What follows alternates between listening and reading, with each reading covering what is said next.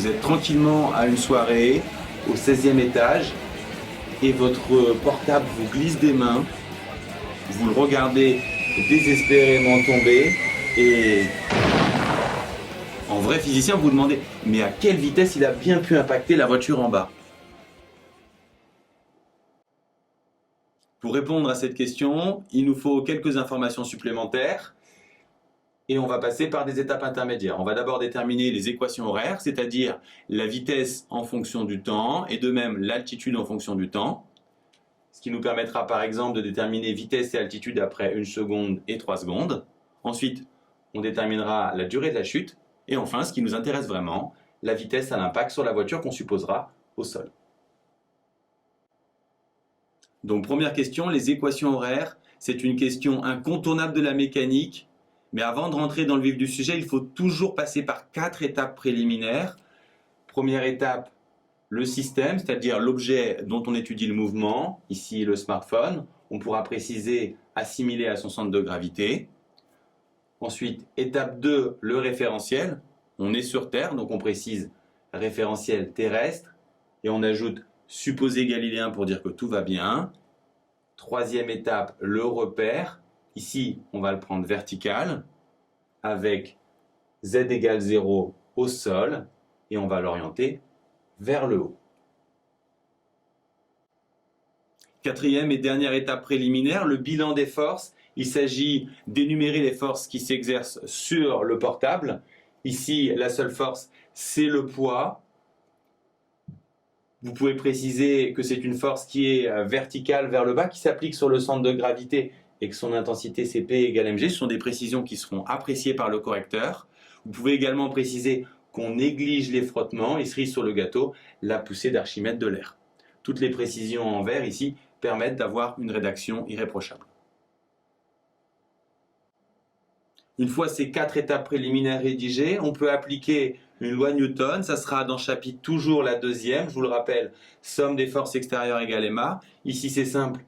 La seule force c'est le poids, donc P égale mg, donc mg égale ma. On simplifie les masses et on obtient que l'accélération est égale à g. Ce qui signifie que l'accélération d'un objet, quand il chute, ne dépend pas de sa masse. Mais attention, cela n'est valable que quand on néglige les forces de frottement. Dès que la vitesse augmente, c'est plus vrai. Et si vous voulez sentir intuitivement quand les frottements deviennent significatifs, tout simplement quand vous êtes en voiture, quand vous êtes passager, vous passez la main à l'extérieur et vous allez sentir qu'avec la vitesse, les frottements augmentent. On a une équation avec des vecteurs, donc réflexe à avoir en mécanique, on passe en coordonnées pour simplifier les choses. Le repère ici, c'est simplement OZ, donc la seule coordonnée qu'on aura pour l'accélération, c'est AZ. Et comme G est orienté vers le bas et l'axe OZ orienté vers le haut, on aura AZ égale moins G. Je vous rappelle qu'on cherche les équations horaires, c'est-à-dire la vitesse et l'altitude en fonction du temps. Et on a vu une formule qui relie accélération et vitesse. L'accélération, c'est la dérivée de la vitesse. C'est également valable, bien sûr, avec la coordonnée z. Donc si on met en relation ces deux formules, on voit que la dérivée de la vitesse, c'est moins g. Donc on cherche la vitesse en fonction ou en connaissant sa dérivée, qui vaut donc moins g. Ce qui vous perturbe en général, ce sont les notations physiques. Ici, ça signifie dérivée de la vitesse en fonction du temps.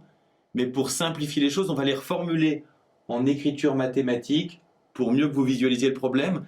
Si je cherche une fonction dont la dérivée est 10, avec un peu de réflexion, vous devez comprendre que cette fonction peut être 10x ou 10x plus 2, 10x plus 5, autrement dit 10x plus k. Ici, la variable c'est t. Donc, la fonction ne serait pas 10x plus k, mais 10t plus k. Et enfin, la constante n'est pas égale à 10, mais à moins g. Donc, la fonction doit être égale à moins gt plus une constante. Les constantes, en physique, sont notées avec des numéros. Il nous faut donc déterminer cette constante. Et pour ça, on va regarder les conditions initiales, moyen mémotechnique pour s'en souvenir. Les cons appellent les cons. Quelles sont les conditions initiales? Alors au départ, on n'a pas jeté le portable, il a glissé, donc la vitesse est égale à 0. Et si on regarde dans cette formule, si on remplace t par 0, on aura moins g fois 0 plus c1, autrement dit c1. C1 doit être égal à 0, la constante qu'on cherche est donc nulle, et donc Vz est tout simplement égal à moins gt. On a donc trouvé la première équation horaire, la vitesse en fonction du temps. On l'a trouvée à partir de l'accélération. Et de la même façon, avec les mêmes principes, on va trouver z, car Vz et z sont reliés par ces formules qu'on a vues. La vitesse, c'est la dérivée de l'altitude. Si on met en relation ces deux formules, on voit que dz sur dt doit être égal à moins gt. Donc on cherche la fonction z dont la dérivée vaut moins gt. Et à nouveau, pour simplifier le problème, on va passer en écriture mathématique. Si je vous dis qu'une fonction a pour dérivée 2x, vous devez penser à la fonction x carré. Si maintenant, je cherche une fonction dont la dérivée vaut x, x, c'est la moitié de 2x, donc j'ai envie de diviser par 2, et ça marche. Ensuite, si je cherche une fonction dont la dérivée vaut moins g fois x, j'ai multiplié par moins g, il suffit de multiplier par moins g ici. Et enfin, il faut se souvenir que notre variable n'est pas x, mais t. Donc si je cherche une fonction dont la dérivée est moins gt, ce sera moins gt carré sur 2 plus une constante. En physique, on note les constantes avec des indices. Bien sûr, vous ne mettez pas ces étapes sur votre copie, elles étaient uniquement là pour vous aider à comprendre. Finalement, ce qu'on cherche pour finir cette équation horaire, c'est cette constante. Je vous rappelle, les cons appellent les cons, donc on regarde les conditions initiales. Au début, z était égal à h, z0 égale h, ça c'est l'énoncé qui nous le dit.